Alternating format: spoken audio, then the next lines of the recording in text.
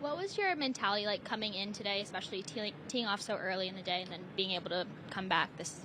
Yeah, it was to shoot 10 under over the weekend. I was sitting there going, all right, you know what? Sometimes it's hard when, in all reality, if this was a full field event, I very well might have missed the cut.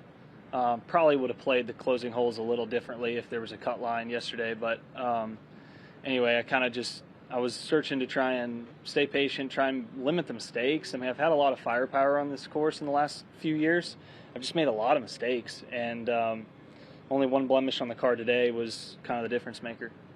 And going into tomorrow, what is your routine like to stay in the right headspace to be able to carry this momentum? Yeah, I think I'm actually going to go try and hit just like half a bucket, which is very rare after shooting a low round. But I started to really strike my irons and wedges a little bit better, hit better start lines on them than yesterday. I got really off, and I kind of just left the day and was just like, oh man, what are we going to do the next 2 days? And kind of came in with a little more patience today, and it worked. So I think come into tomorrow, probably got to shoot 4 or 5 or lower to I think backdoor a really strong finish. But winning's probably out of the equation. I kind of knew that after yesterday, but a round like today could at least shoot up there and have a fantastic result from only 2 good rounds.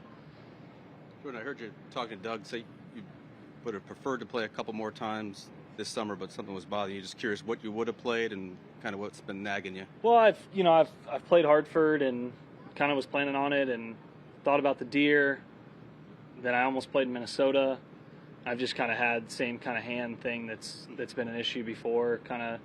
It's really good this week. I've had no issues and don't plan on having issues, but I just had some a couple here or there, jammed it a bit, and it was kind of affecting my decision making on how much golf I wanted to play, and I think the rest really helped.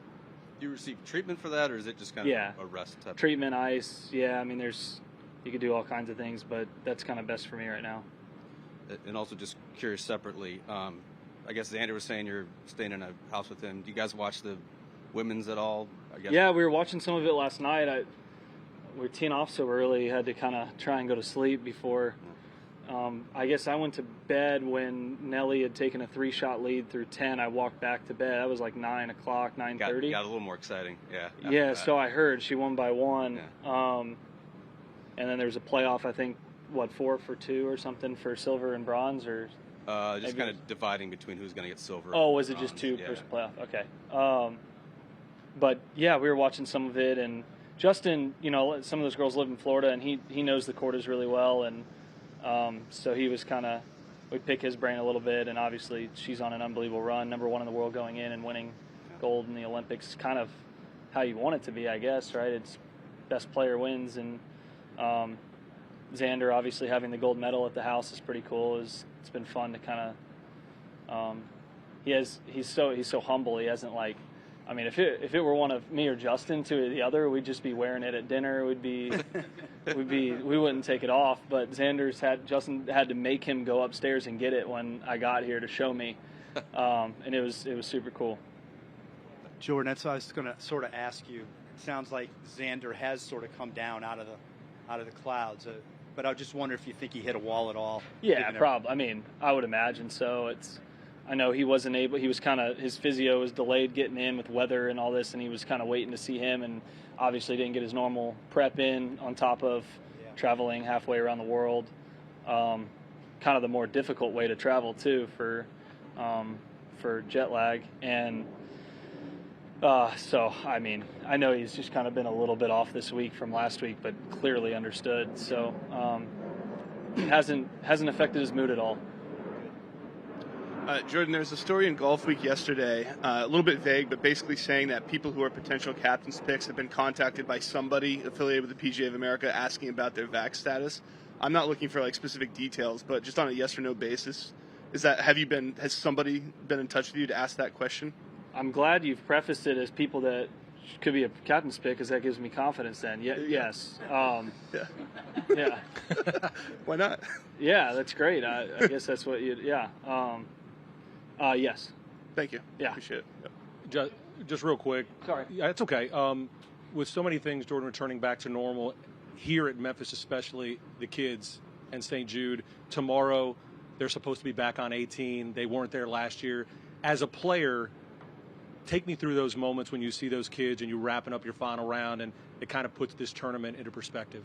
Yeah, and like you mentioned, I mean, you kind of previous years. I mean, I went with Justin to the hospital a couple years ago, and that was obviously an amazing experience. And you know, the kids we saw had no idea who we were and stuff like that. But you know, just to kind of put a smile on their face, and I guess to have visitors in that regard and someone to just kind of hang out with for a little while, I think is just, you know, does a lot. And you kind of forget when you're playing sometimes, especially we weren't able to, you know, they didn't let us go to the hospital this year either, which very understandable. So the idea, I think, is it going to be kids in remission? Is that right? I don't know the exact detail. I just know think it might be the ones in remission, which would obviously also make sense. Just cool to which see is that. really cool after that kind of battle. And yeah, I mean, if you take a second to think about it, it very quickly puts things in perspective.